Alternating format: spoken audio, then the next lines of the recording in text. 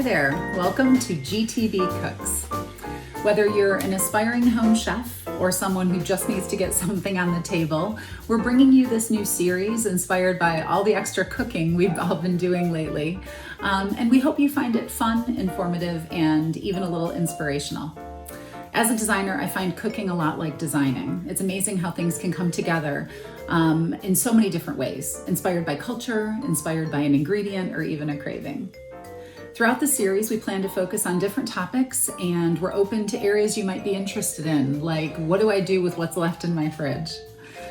Today, though, we are excited about our first episode, and we are bringing you local guest chef, Matt Tulpa. We're kicking it off with some inspiration, as Matt is going to be bringing you recipes for cocktails, appetizers, a main entree, and dessert inspired by his worldly travels, most notably Vietnam. And he's infusing some really unique and unexpected ingredients. That said, if you want to follow along, we've got recipe tips and notes throughout, and substitutions and variations are always an option. So with that, I will turn it over to Matt and hope you enjoy.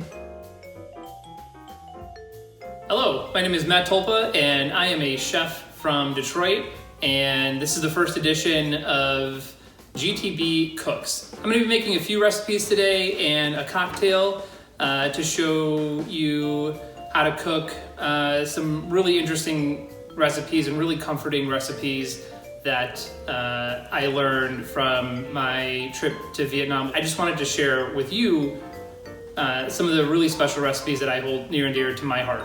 So, cheers.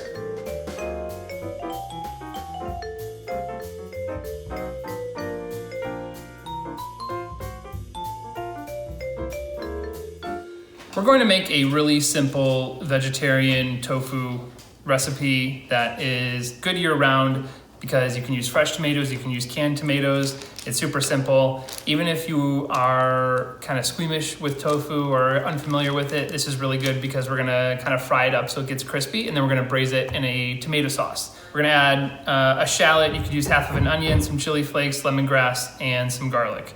So the shallots can just go in whole. Lemongrass can go in whole, and the chili flakes just in. We're gonna smash the garlic. Just give it a rough chop. And then it's gonna go on the stove for 30 to 45 minutes. It'll bubble a little bit, but we really just wanna infuse all the flavors. For the tofu portion of this recipe, we have firm tofu that I have cubed and pressed it. So these are just two trays. You can use cookie sheet, you can use a plate. Line it with paper towel, and you're gonna press it overnight. So this gets out some excess water, and it'll firm it up even more and hold together when we dredge it with our cornstarch and salt and pepper. So we're just gonna add everything to here. Give it a nice coat. Once it's all coated, we're gonna sear it in a hot pan and just crisp it up on both sides, kind of like meatballs. So I'm gonna show you that right now. Okay, in a pan we have some grapeseed oil heating up. You can use any type of oil here, a light olive oil or even a vegetable oil. And you want to heat it over medium-high heat until it starts to shimmer. Something that I learned from my girlfriend a while ago is if you take one of these takeout chopsticks or one chopstick and you put it right in the oil, and it starts to bubble around, you can see that. That means your oil is hot enough for things to add. If you add tofu to a pan with cold oil, it's really gonna stick. Also here, I have just a plate lined with a couple paper towels, so we're gonna transfer the tofu from the hot oil to the paper towel to soak up and drain once it comes out. So very careful, place it gently. You can use your fingers. You're not gonna burn yourself if you just lay it in, don't splash it in. And you don't want to overcrowd your pan here. If you overcrowd your pan, it's going to steam more than it's going to shallow fry, and you're just going to get sticky, soggy tofu, and that's not the goal here. And you might have to work in batches. We'll start with 8. 8 is a lucky number, so we're going to go with 8. You'll know when it's ready when you see the bottom turn a light golden brown, and you can kind of see once we add the tofu in that it kind of comes up just about halfway. Now you can see we're starting to get a little golden brown here. I'm gonna let it go just a little bit further, but see how it's not sticking? It's because we preheated our pan. I'm gonna go ahead and flip these and do the rest, and I'll meet you back at the stove. Okay, so I drained the oil off. I had whole canned tomatoes, so I just had to puree it a little bit after I removed the shallot and the whole lemongrass. And then just took the tofu and added it right to the sauce, and you can serve this over rice.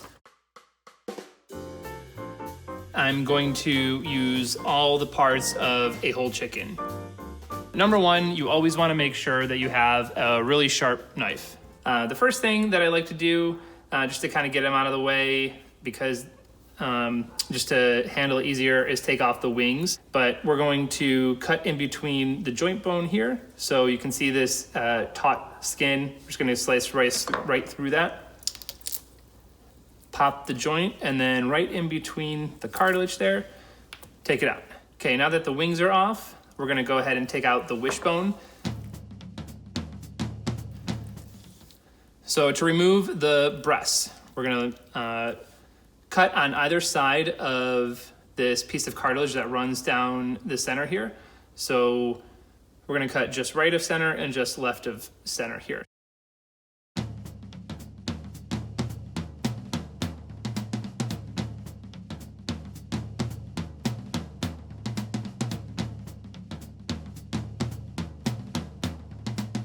And now we're gonna flip it over, and we're gonna take off the leg and thigh quarter.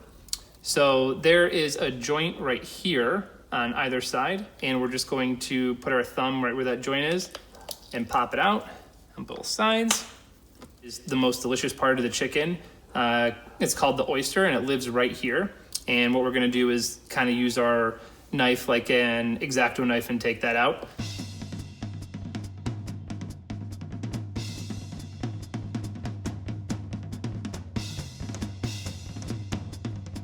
For this recipe, since we are going to be skewering the meat, we want to take out the bone for the leg and the thigh.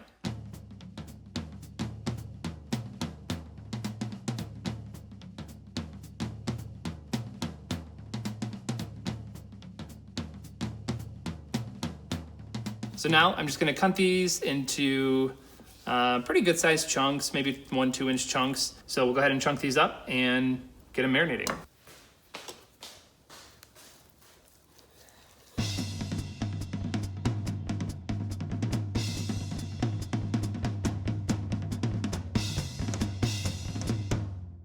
Now that we have all of our ingredients for our chicken, we've just diced it up into probably about 1 or 2 inch cubes. Skin, thighs, breasts, everything goes right in there. I even added the wings in here just as a little snack. So to this, we are going to add our pounded lemongrass, all of our garlic that's just been pounded and roughly chopped. These are all of our spices. So this is the turmeric, the 5 spice, and the chili flakes. A little sesame oil, a little fish sauce. This is gonna give it kind of a funky, salty flavor and a really good savory depth. And then in here, I have a little bit of sugar, a little bit of salt, black pepper, and a little MSG.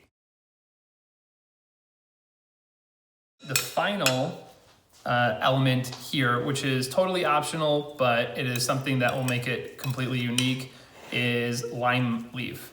So this kind of smells like Fruity Pebbles or Fruit Loops, but it's about the size of a bay leaf, and we are going to just cut it into really thin strips and add it right to everything else. You want to let this sit for at least an hour. You can do it overnight. All right, so once this is marinated, we're gonna go ahead and skewer, and then I will meet you outside at the grill. So we want the coals or the grill or your pan ripping hot. You shouldn't be able to hold your hand above the heat for more than a few seconds. This is applewood. I really like the flavor. It gives a good amount of smoke, it gets really hot, and let's get cooking the chicken. This is barbecue, folks. If you do have coals or you burn down some wood, get yourself a little fan here and this will intensify the heat a little bit. And we're just looking for nice even browning.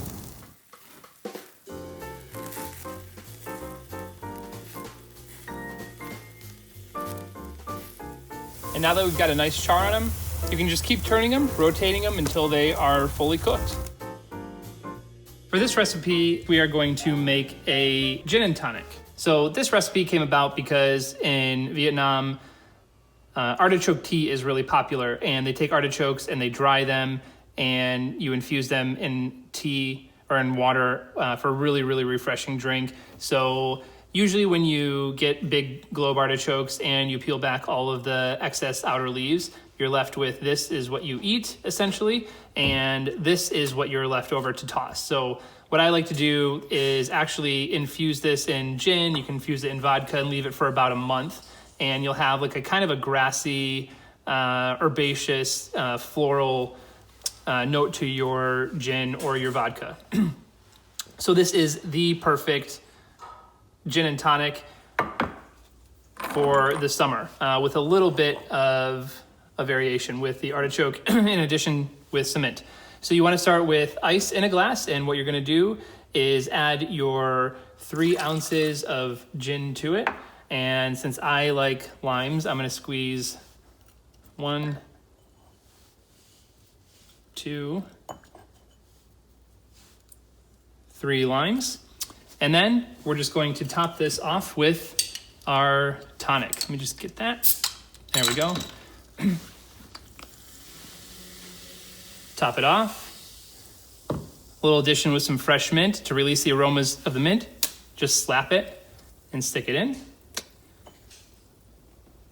And garnish. It's important to remember what takes the longest. In this case, if you're making your own ice cream, it's going to take 6 to 8 hours to set up in the freezer. So you want to make sure that you start it as much as, maybe even a week before. This dessert is inspired by my obsession with Vietnamese coffee. This recipe is similar to an affogato, but it uses an Italian sabayon, which is like a hollandaise without the butter. If you want to substitute store-bought ice cream for this recipe, you can absolutely do that. If you want all of the coffee flavor but none of the fun, you can use decaf. And this recipe is just great on its own if you just want to eat it straight from the carton. So at midnight, because it's quarantine.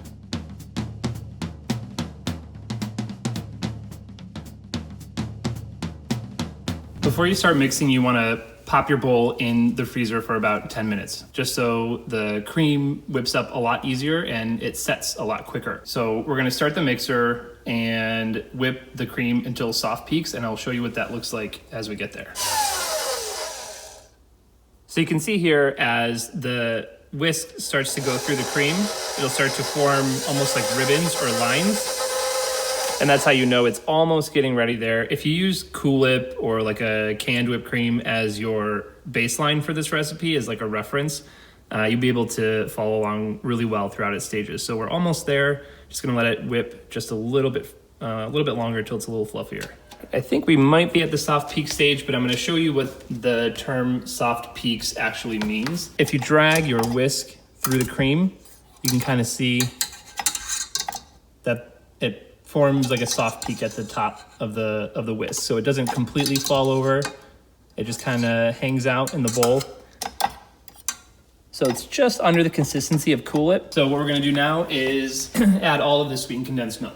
So now after we whip in the sweetened condensed milk, we're really looking for something that's a little bit thicker than Cool Whip, almost like a really fluffy butter or a really fluffy Greek yogurt. Okay, you're wondering what the bottle of vodka is here for. We're gonna add this to the entire mixture, and what this will do is lower the freezing point. This will keep it really, really smooth. And that's it.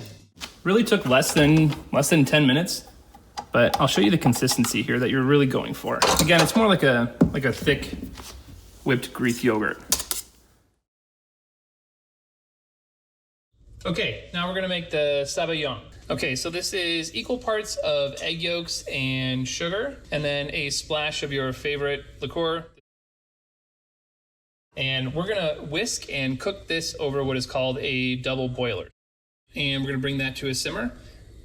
And what that's gonna do is cook the eggs gently, because eggs like really gentle heat. And the idea is to whisk this, cook it at the same time as well as aerate it. So you can already see that this is starting to cook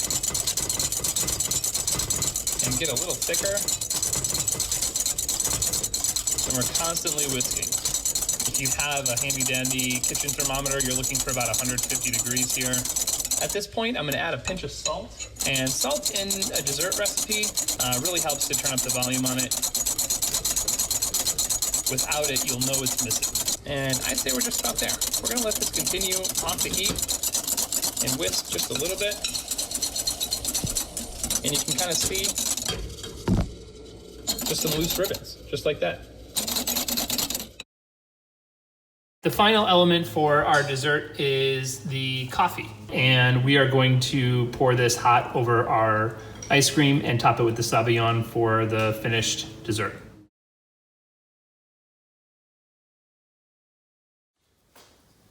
Now that we have everything for our dessert, we can go ahead and plate it up and serve it and eat it. I always like to chill my bowl in the freezer when I'm serving ice cream, even though we're gonna be dumping steaming hot coffee on here. I just added a little parchment paper on the top to keep any ice crystals from forming. Just a nice big scoop. Pour it directly over the ice cream. It's gonna be hot. And your Sabayon. You can add as little or as much as you like.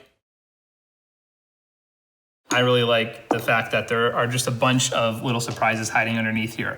Just different flavors and textures, the super creamy ice cream, the hot coffee, the slightly alcoholic and eggy Sabayon.